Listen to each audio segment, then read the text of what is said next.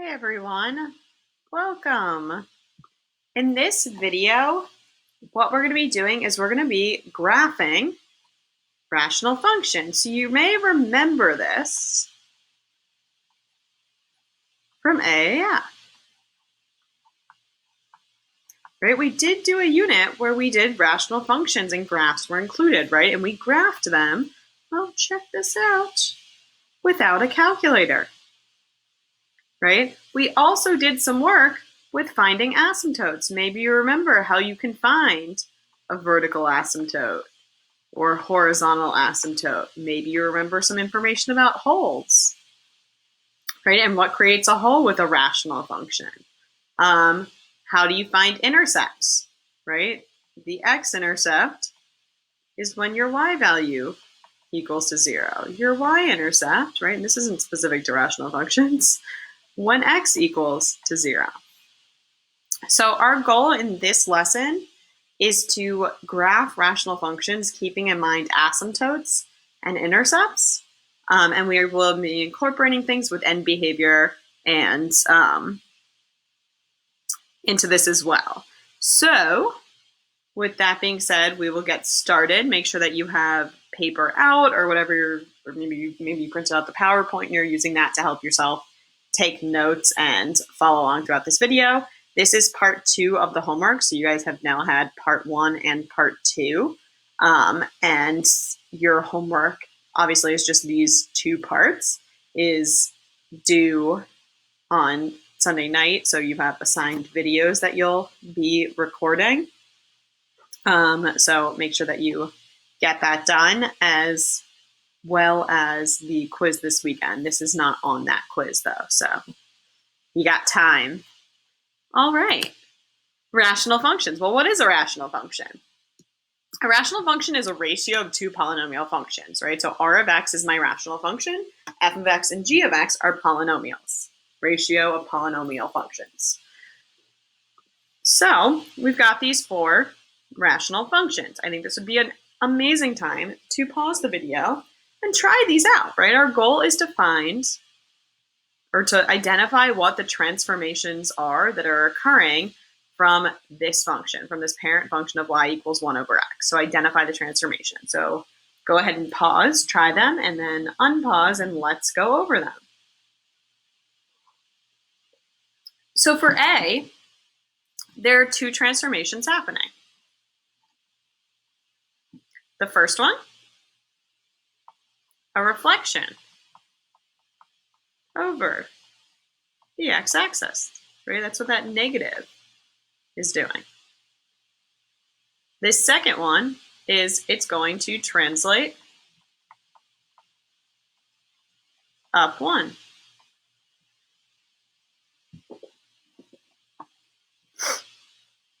What about B? There's only 1 transformation happening. This plus 1 in the denominator is going to make it go left 1. In C, there's actually 2, right? So notice that there's a 2 in the numerator, so that means that 1 over x was multiplied by 2. So that means that there was a vertical stretch by 2. Right? And there was this plus 3 in the denominator, makes it go left 3. What about D? What'd you come up with for D? This looks different. Right? Like, did you multiply it by 3x minus 7? Did you dilate by that's what's happening? I'm curious. Does anyone think about dividing? Right? I can divide. Look, it's a ratio of 2 polynomial functions. Why can't I divide them? That's what this bar means. Let's go ahead and divide. I'm going to go up here and do that. I'm going to choose to do long division. So 3x minus 6. Negative 7 minus negative 6 gives me negative 1. So if I write this in fraction form, I'm going to have 3 plus negative 1 over x minus 2. And then I'm actually going to write that the other way around just so it looks like this one type of thing. So negative 1 over x minus 2 plus 3. So what are my three transformations that are happening? This is going to reflect over the x-axis. It's going to translate right 2. It's going to translate up 3. Right? So make that connection between what we've been talking about with polynomial functions and dividing and rational functions, right? Like this is just a different representation of the same equation that you were given. So we're able to actually perform the division, perform the operation that's there to get it to look like another format. Pretty cool. So given g of x on this page, we want to work with this one to now find asymptotes, holes, and intercepts. So you're given 2x cubed minus 8x over x squared plus 4x minus 12. Do you remember how to find the asymptotes and the holes? How do you know if a hole exists? A good place to start is going to be our favorite thing. It's their favorite. Do you know what it is? Factoring. It's everyone's favorite. It's so important. It never goes away. So let's go ahead and factor the numerator. I can factor out a 2x, and I'm left with x squared minus 4. That actually factors more, doesn't it? Ooh, that rhymed. 2x times x minus 2 times x plus 2. The denominator, what does that factor into? X plus 6, x minus 2. So what happens here?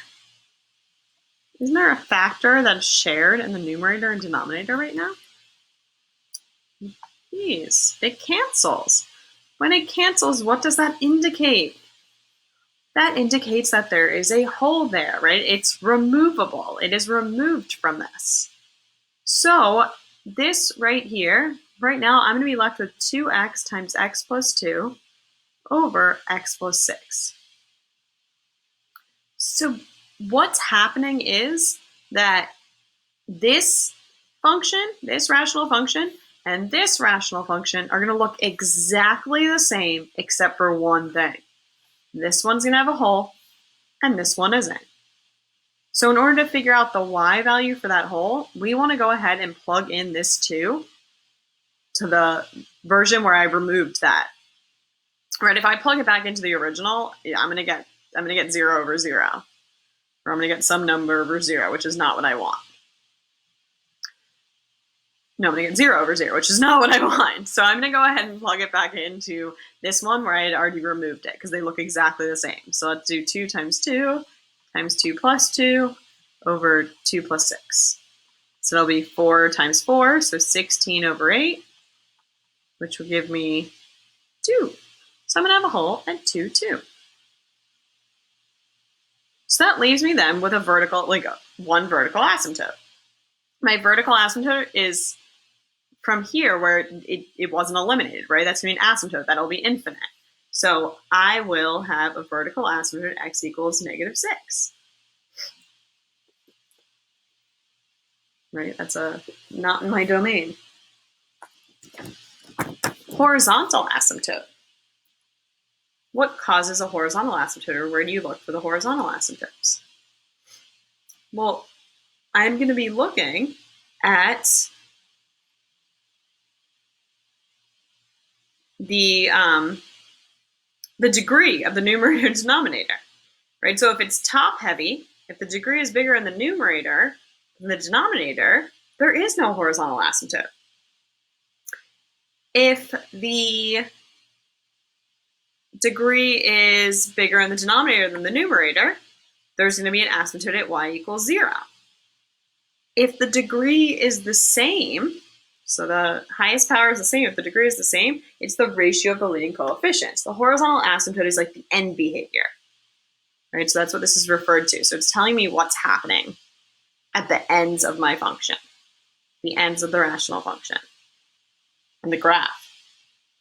So in this case, it's top heavy, so there is no horizontal asymptote. There isn't one. For the x and y intercepts, it's the x-intercept is where y equals 0. So if I set this whole equation equal to 0, you know what? I'm actually going to do it after I've already removed that whole, because that's going to get confusing to me, right? And they behave the same, so I'm going to go ahead and do it here, because if I set this equal to 0, I'm going to get 3 zeros, but one of them actually doesn't exist, right? 2, because when you plug in 2, you're going to get 0 over 0, which is not what I want. So I'm going to do this blue one after I've removed it, and I'm going to take 2x times x plus 2. You know what? I actually don't even care about the denominator, because for a fraction to equal to 0, the numerator has to equal 0. So I'm going to do that. So 2x equals 0, so x equals 0. X plus 2 equals 0, so x equals negative 2. So I've got 2x intercept, 0, 0, and negative 2, 0. To find the y-intercept, I'm going to plug in 0. Well, when you plug in 0, what happens? 2 times 0 minus 8 cubed minus 8 times 0, you get a 0 in the numerator, right? So if there's an x-intercept of 0, 0, the y-intercept is 0, 0. So let's look at some of this graph. Here we go. So this is part of my graph. As x approaches 2, remember we want to look from both sides, it's approaching that hole. So even though it doesn't exist at 2, even though if I asked you for what is g of 2, there is no solution to that, right? There is no output value on this function. There is a limit, and the limit as x approaches 2 from both sides is the same. Therefore, the limit as x goes to 2 is 2, right? It's this y value. What about negative 6? Let's look at the rest of this. So this right here is my asymptote, as x is negative 6. Well, from the left, I'm sorry, this is the right. From the right, it's going to infinity, right? So the limit as x goes to negative 6 from the right is infinity. But the limit as x goes to negative 6 from the left is what? Negative infinity. So the limits are different. Therefore, the limit as x goes to negative 6 does not exist. D and E. What about the limit as g of x goes to infinity and negative infinity? This is the end behavior, right? So this is like the right end behavior, is the limit as x goes to infinity of g of x. Well, what's happening as it goes to infinity? There's no asymptote it's approaching, is there? There's no horizontal asymptote, so it is infinity. The limit as x goes to negative infinity of g of x, well, let's check out down here. It's going to negative infinity.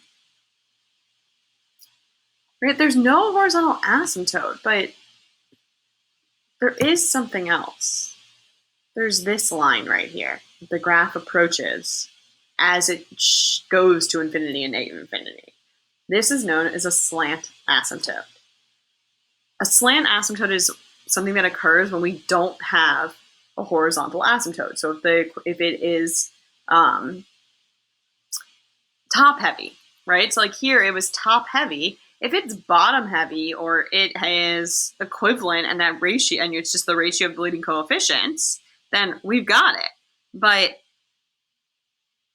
what we want to remember is that there is still an asymptote, and this is new to us. There is a slant asymptote that we're going to talk about how to find the equation of. So we're actually going to do the division now. So I'm going to go back to the original one, not this one, the original one, and divide it.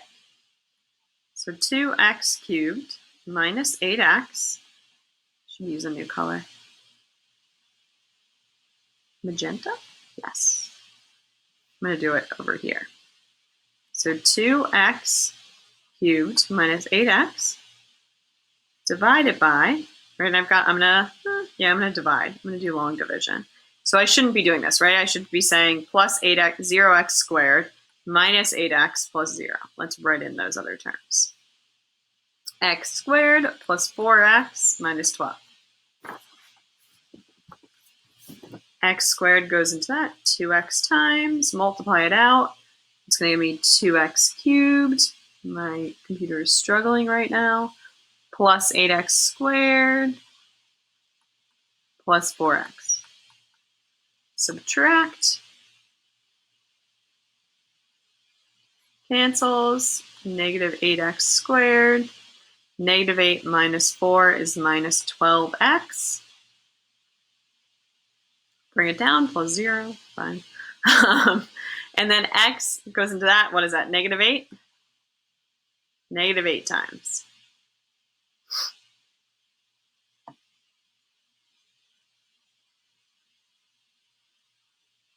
So, hang on. Negative 8 times x squared is negative 8x squared. Negative 8 times 4 is going to give you negative 32x. And then negative 8 times 2 is negative 16. So negative 8 minus negative 8 cancels. Negative 12 minus negative 32, so that's like plus 32, or 32 minus 12, so what is that, 20x? Did I do some math wrong in here? I feel like that wasn't a 4, was it? Yeah, it was. Oh, this is a 12. I can't read my own handwriting. 8 times negative 12, what's that? Is it a 12? Yeah, it's a minus 12. I'm so sorry. This should be a minus 24, shouldn't it?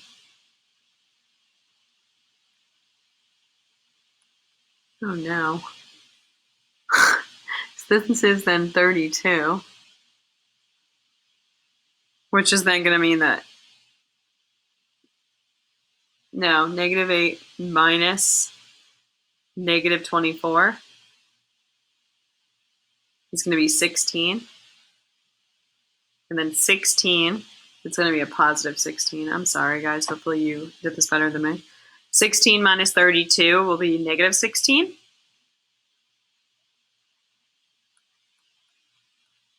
Minus 16x. Oh, no, it's not. It's a minus, so it's 48.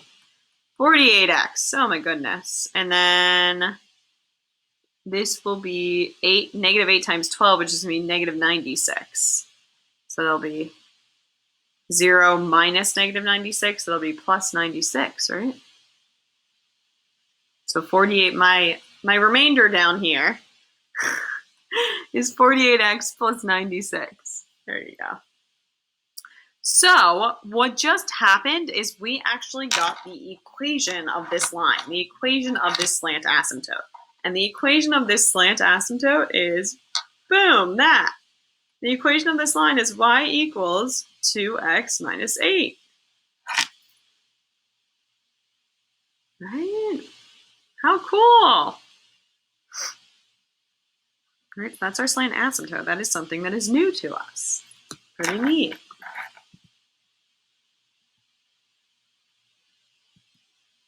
Here's our graph. So finding the asymptote and intercepts, we have first the end behavior asymptote, which is what we were just talking about. So in this polynomial, in this rational function, in this rational function, if the degree in the numerator is smaller than the degree in the denominator, so this is bottom heavy, we have an asymptote at y equals 0, right? Like at its ends, it's going to be approaching that asymptote, y equals 0. N equals m, so if your degree is the same,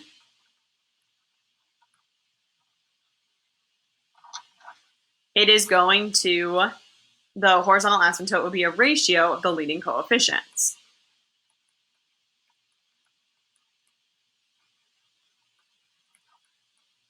And again, like at its ends, it's going to be approaching an asymptote. If the degree in the numerator is larger than the degree in the denominator, so if it's bottom heavy, and just picture this, it's like the numerator is getting way bigger quicker, right? So it's going to like shoot off into infinity. And so that's what's going to happen. Like what will happen is that the end behavior like is going to be guided by this slant asymptote. And that will be the quotient, not the remainder, the quotient when you do the division. If the quotient is linear, it is referred to as a slant asymptote. But that is my end behavior asymptote. Right? That tells me what the end behavior is.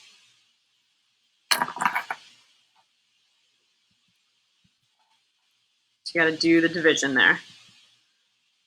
So to find the asymptotes, the vertical asymptote occurs at each zero of the denominator as long as the zeros are not in the numerator as well. What happens if they are in the numerator? It creates a hole. The x-intercepts occur at each zero of the numerator, right? That was what we just did. If you set a fraction equal to 0, we care about where the numerator is equal to 0, as long as those are not zeros that are in the denominator as well, because those are holes, and that's what we saw in that problem on the page before. And then the y-intercept is the value of f of 0, right? When you plug in 0, when you substitute in 0 for everywhere you see x. Holes occur when the 0 in the numerator appears in the denominator as well, right? And the ones that don't cancel out, aren't removed, are vertical asymptotes. So we didn't go super in depth. This was just like your introduction today to finding or to recall some of the information that we learned in AAF about rational functions, right? And how you find those asymptotes and the intercepts and the holes. And then we also started to look at what happens when the degree in the numerator is larger than the degree in the denominator, and going a step further with that and looking at slant asymptotes, right? And really referring to that horizontal asymptote as the end behavior asymptote, because it tells you what's happening at the ends of your graph. We're going to be doing more practice with this in class, so you'll have an opportunity to practice this and ask questions and gain some clarification on it, but I would suggest that you go ahead and make sure that you work on these problems so that you come to class ready to ask questions. Thanks, everyone.